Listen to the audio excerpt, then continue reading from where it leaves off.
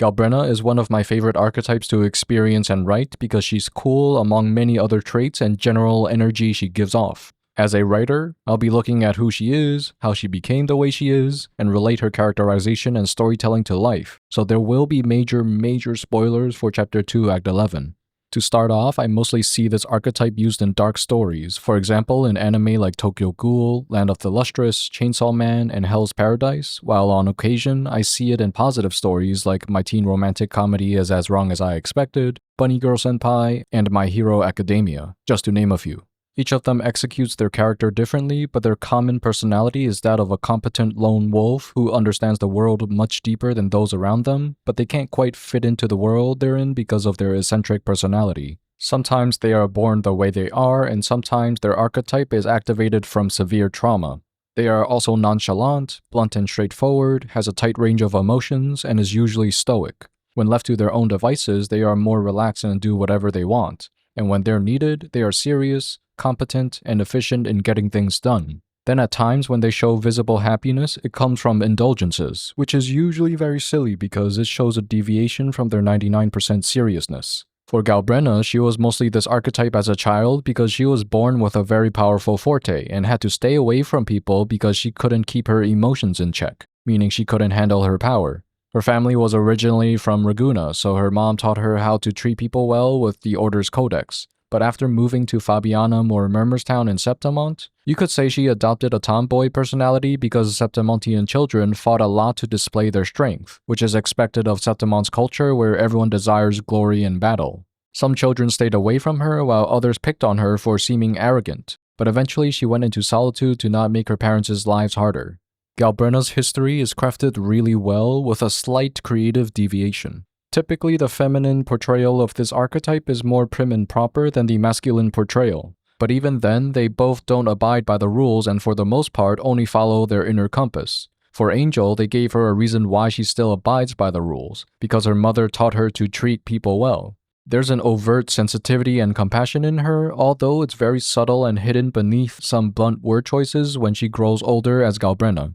Bluntness in dialogue helps portray a character with a lot of life experience, and if someone is young and blunt, that meant there was a constant bombardment of challenges where they needed to get to the truth as fast as possible, otherwise they would be in danger, as in the case for Angel. She and her town was consumed by the dark tide, but with her strong sense of life preservation, she had no time to wallow in self-pity and used her weakening power to defeat whatever tacit discord surrounded her. This was the same power that gave her victory against strong gladiators like Archeria, who had honed their skills with sheer effort, only to be brought down by a resonance ability that gave a child an overwhelming advantage. Seeing this, Archeria burst out in jealousy and Angel was taken aback, because she was also confused as to why she was born with this power. In the end, Angel's guilt and compassion drove her to defend the powerless people by fighting against the Tide Spawn in Septimont, leading us to the time where she was consumed by the Dark Tide in front of Augusta. After expending all efforts in staying alive as the Dark Tide corrupted her and took away her resonance ability, she decided to use the Dark Tide itself as her own power because she still wanted to live and carry the frequencies of the deceased within her. That's when Chimera, the first Tide Spawn forged by Leviathan, helped Angel out of the Dark Tide because there was something intriguing about her desire to live even when surrounded by death. And so a symbiotic pact was formed and she set off on her own dream adventure to hunt tacit discords, eventually becoming a notorious Discord Slayer with a cursed name, Galbrena.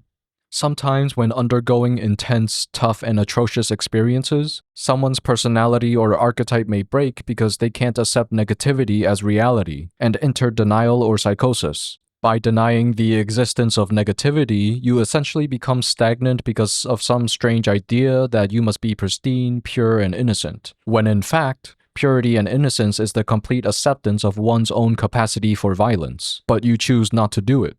It doesn't mean you never do it, but you simply and consciously choose not to. And whenever these experiences happen in your life, it can only happen to you because you are able to handle it, and you have been given the key to transform much faster than normal, which acts as a call to action. Galbrena's archetype is perfect because she is about assimilation and using anything and everything to her advantage for the benefit of all, sort of like an alchemist. That's why she uses negative aspects like the Dark Tide, Chimera, and other tacit discourse to make herself powerful. It can also be an allegory for an integration of one's shadow if you are familiar with psychology. You can also think of Galbrena as a fallen angel because her name was Angel and she had white gold hair that turned ash blue when corrupted. We even saw blue blood coming out of her in the fight with the Grand Architect, indicating the Thernodian's power. However, the Grand Architect was sort of repulsed by Galbrena's usage of a divinity's power, which confirms something else about the Fraxidus, that they don't want to be driven by the divine, but by their own free will. Just from how the Grand Architect reacted, the entire organization seems to desire in making humans as powerful as possible to make the divine submit to them, seemingly like an act of revenge to show that humans are more than capable of handling themselves. This tells me the story is ultimately going to be about two opposing journeys, heart and unity versus intellect and separation. This reconciliation is also pertinent to our human experience now, because many people think we are separated from each other due to superficialities, but no one seems to pay attention to what's happening deep inside every person. One such superficiality is our differing perspectives. There are people who want to run life on autopilot and not think for themselves for a wide variety of reasons, usually to make their lives easier so they follow a crowd. And we know what Christopher likes to do to people who are mindless flocks of sheep, because if you don't care for your life, you deserve no control over your life, so he will write your life for you. This is a perfect representation of a self-aware narcissist or sociopath, as these people think humanity is incompetent, therefore they must have a better solution than everyone else. So for any hive mind, having new, unconsidered perspectives will always be put down by ridicule, violence, or strange behaviors, which also leads the society operating on hive mind to stagnancy because they don't want to change. Ironically, this stagnancy is also what the Fraxidus will eventually reach because they will understand everything from a logical perspective except for the very thing that keeps life fresh, the living people next to them who are ever changing. Change is the only constant in life, but most people don't realize that, and people as competent as the Fraxidus only understand logic. And logic is all about rules, and constant change means rules are always broken, which leads to this clash of one side wanting everything fixed, while the other side wants to work together and overcome all odds. For Galbrena, she's not as logical or intellectual because she's single-pointed in her goals, so anything in her way will simply be dismantled, but she has the intelligence of life and humanity. It also doesn't help that she is misunderstood by many people because of the legend of her name Galbrena, and because she planned to have herself hated by executing Cardathia in front of us. This is also why I love this archetype, because they are misunderstood on top of being very straightforward and blunt. So on every level, they just naturally ostracize everyone and themselves, and they can't help it, so they have to live an eccentric life with many challenges. And usually when you ostracize someone with a good heart, they become even more competent, which allows her to do everything alone. But after Galbrena and Rover joined forces, Rover tells her that she doesn't have to do it all alone. She is also similar to Frolova in that both of them have experienced a certain level of trauma, and both of them live a life divided between life and death, human and corruption. Except in this case, Galbrena achieves that balance with unity and symbiosis, while Frolova remains broken and incomplete.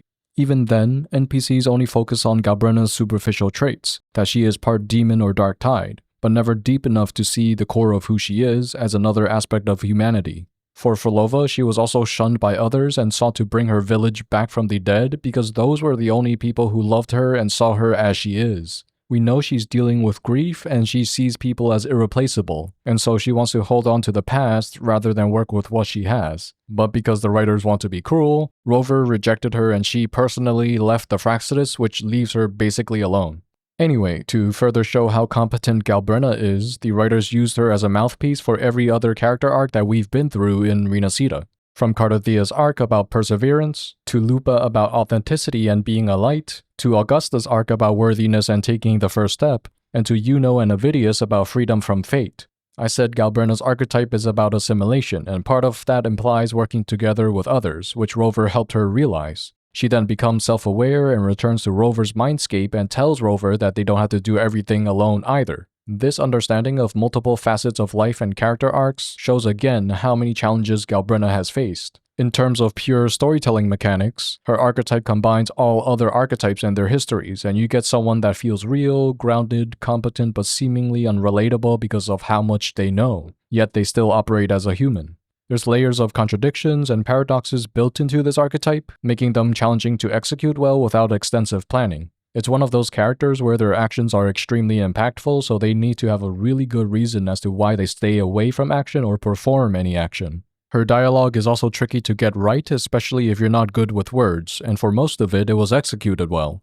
One instance where her dialogue could be a bit better would be this one. Being scared of losing someone just means you're human. This is simply an untrue statement and it doesn't fit Galbrena at all. Especially for someone who has gone through death and back, I did expect wiser words. Fear of losing someone is also a trained behavior in humans from all the movies and media we've consumed about how we should treat death, and no one seems to have questioned it in their lives. Yes, fear is part of our human experience, but it's entirely possible to live a life without fear even in the midst of darkness. You can easily find someone in life who has gone through significant trauma to contradict this statement, especially if they don't treat themselves as victims. Obviously, the writers can do whatever they want, but it seems they want to create meaningful dialogue and stories with Wuthering Waves, so to understand the human experience at a deeper level for compelling stories, you actually have to do the work and meditate to understand yourself better. It takes a lot of self-reflection and there's no shortcut to life other than to experience life itself. From this dialogue alone though, it seems the writer is attempting to stretch beyond what they're normally capable of expressing, which makes it sound a bit preachy and forceful. I've seen a lot of writers do this, and in general, sticking to your own strengths would allow you to write more compelling stories because in storytelling, you simply can't lie and be inauthentic. If you throw in a single piece of information that doesn't fit, it can destroy the entire momentum of the story or character. Fortunately, this isn't serious and you could remove the line as it doesn't add anything to the conversation anyway. Otherwise, they did well and other parts of Galbrena's dialogue is actually quite good throughout the quest, so I'll be analyzing those. You're not just the harbinger of despair. You've become a vessel of Rinascita's hope. So go. Gather every last flicker of it. This is a hunt, yes. But it's also more than that. It's a war of spirit. Of light against shadow. Hope against despair. To take Leviathan down, our belief has to be unshakable. If there's doubt in your heart, then stop. A new path won't reveal itself, unless you're ready to walk it. Whenever you're doing any activity, having a sliver of doubt will literally stop you from doing anything. This is especially true for creating art where there's thousands of decisions made for something like writing a story, making music or illustrations, programming, and so on.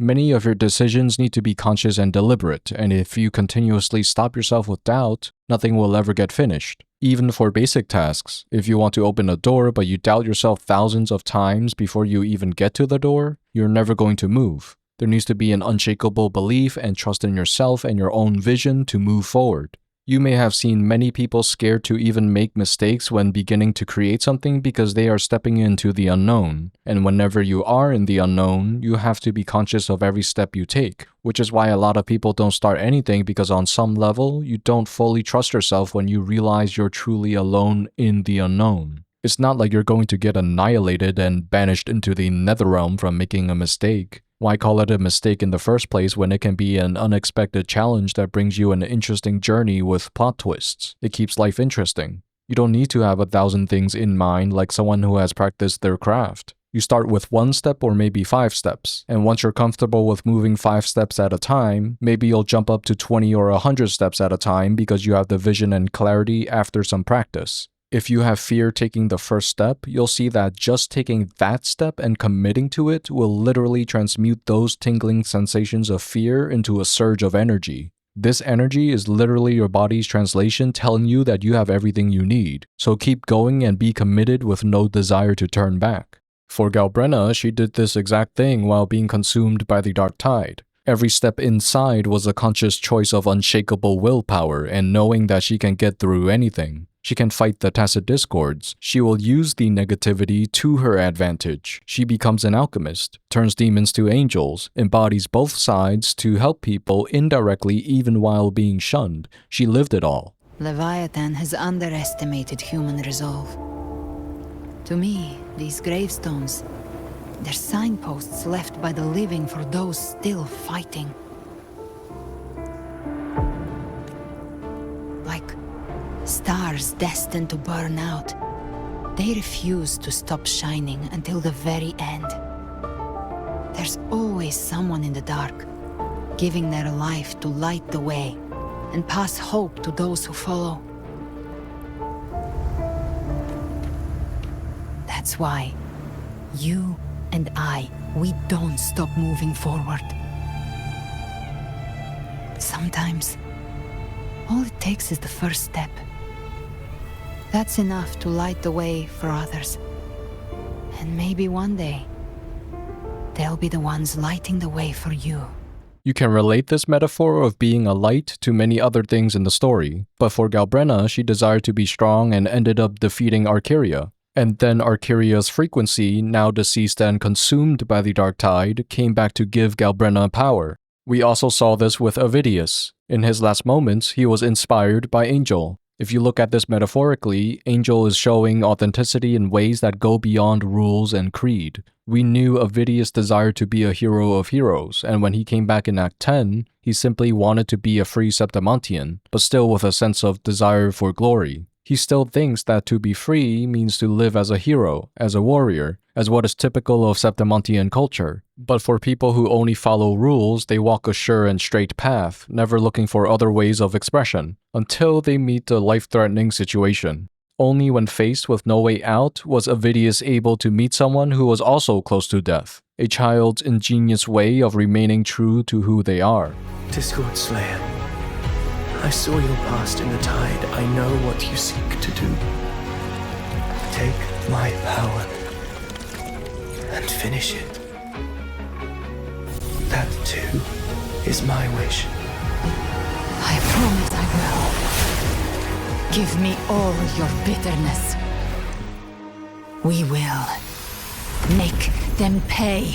Now Avidius has become a light for Galbrena. He transformed from someone who only saw the superficiality of heroism to someone who perceived depth and the human capacity to change. If you cried or felt something during Avidius' sacrifice, this is what Galbrena is doing every moment of her life, sacrificing herself. But you never see it because most people only focus on superficialities of her coolness, badassery, two compassionate limbs, but never the intent of what she's actually doing to keep the world afloat. She exemplifies someone bare and out in the open, yet also someone with a strong core. And similar to Frolova, she's a bridge between life and death, but she doesn't forsake her humanity. She doesn't need to prove that she's human even when her entire physical being is like a chimera. To her, it's all about perspective. She says she's human, therefore she will act like a human. She will embody that human willpower to purify darkness, just as she continued to do so while in the Dark Tide. She acts as a star that refuses to stop shining until the very end. This also relates to Lupa's and Mia's theme Ode to the Nameless Martyr, which talks about what being an authentic warrior in Septimont means.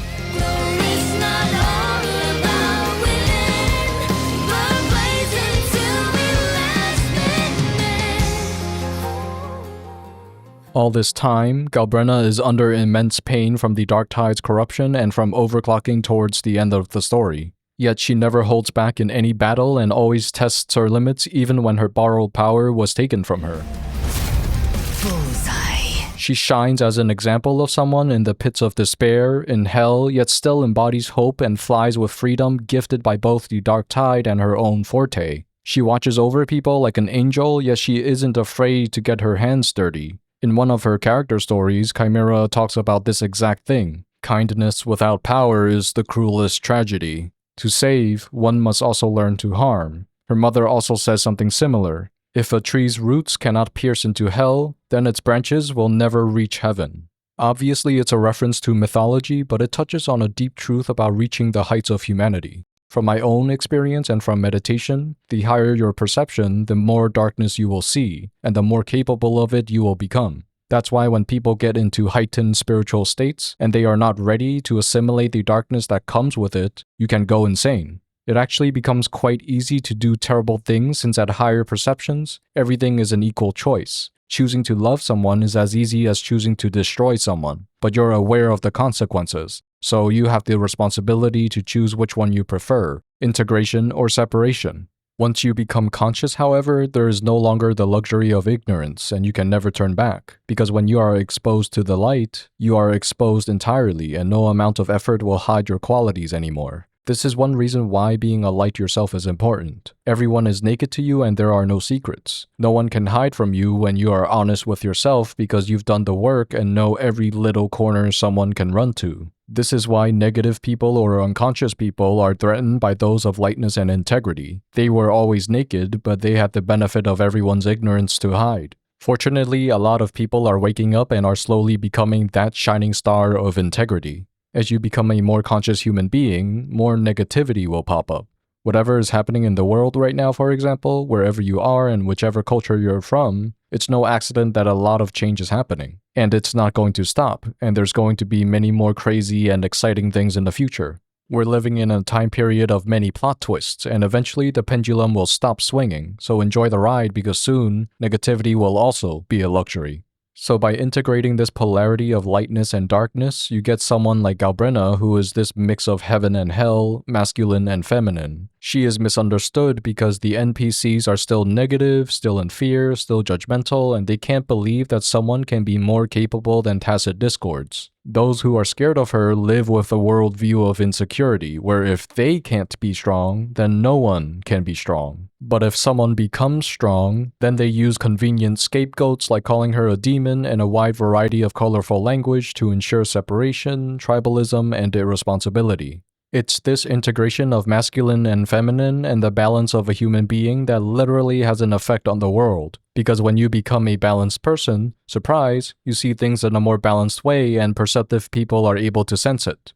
It's funny because many people think they would want to be around someone like Jesus or Buddha, but they will expose you and light you on fire rather than keep you in the comfort of ignorance. Majority of people would run away at the presence of them since they act as living mirrors reflecting all fears and insecurities people have ignored. For example, what if everything you have looked at in your life up until now was wrong? Are you able to handle decades of your life being thrown in the trash? That's what it's like being in the presence of someone who is truly balanced. Galbrena on many levels is attempting to become more balanced. Majority of people see balanced archetypes and people like her uninteresting because it doesn't provoke any drama, and a lot of humans are addicted to drama. She's a step away from balance and hangs above everyone else. Yet from her art, there's a subtlety of humility. You know she's seen some stuff and you know she is a hardened person. Just look at her piercing glare that wants to expose you. She won't let anything hide or run away, especially tacit discords, and you would think she's obsessed with this identity, which the Grand Architect wanted to take away. They saw her as a candidate for the Fractsidus because she experienced both life and death, but from the backstory we got up until this point, she relied heavily on making a deal with Chimera and consumed TDs for her own power. And because the Grand Architect seemingly doesn't want anyone to rely on the divinity for power, they wanted to test Galbrena's humanity when she has nothing left, no TDs. The tacit discords within you are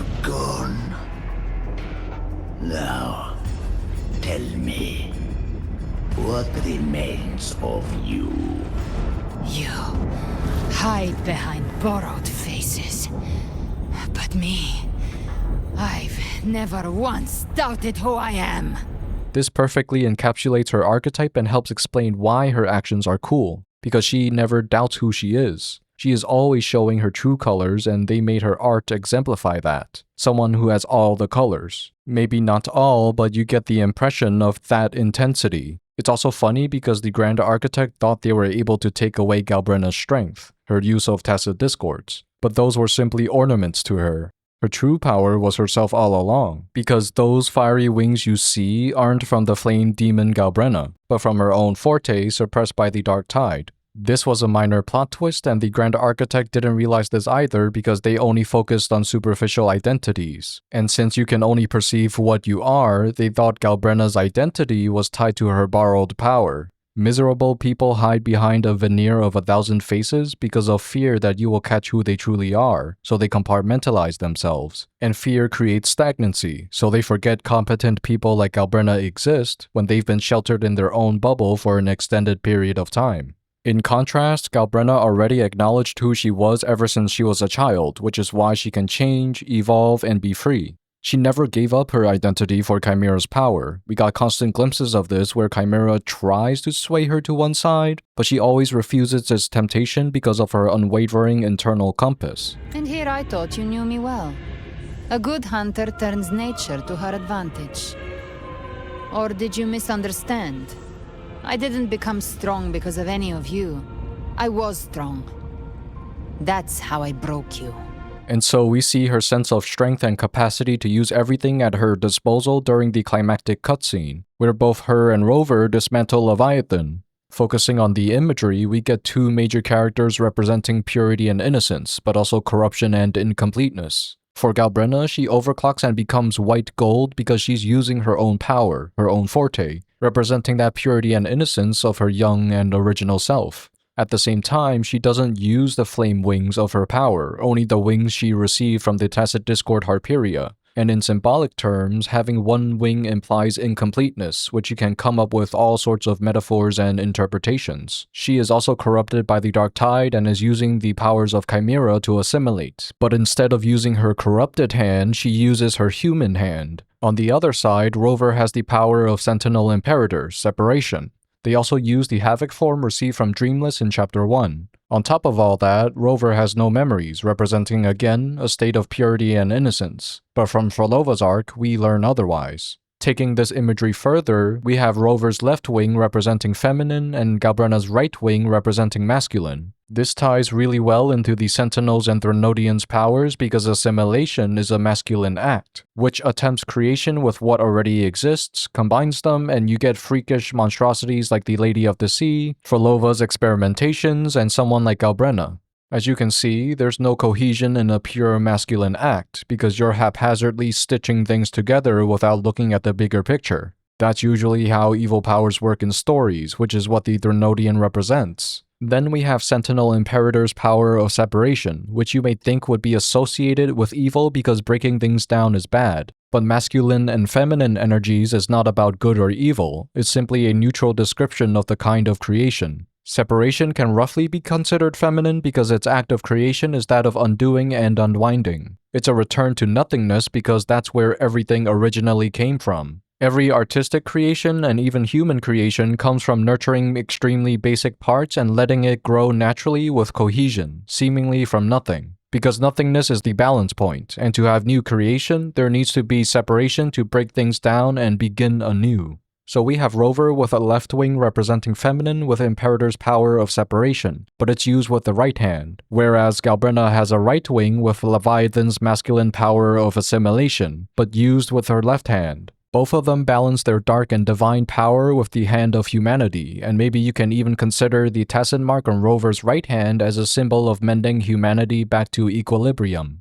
Ultimately, in every level of this shot, we have layers of meaning in the characters, their relation to the divine, and Rinascita's final mission for humanity to reclaim their sovereignty, by trusting themselves, not a higher power. This was also Sentinel Imperator's last wish for Rover, to free Rinascita from divinity for the dawn of humanity, and only in unity, both masculine and feminine, will creation finally be in our hands.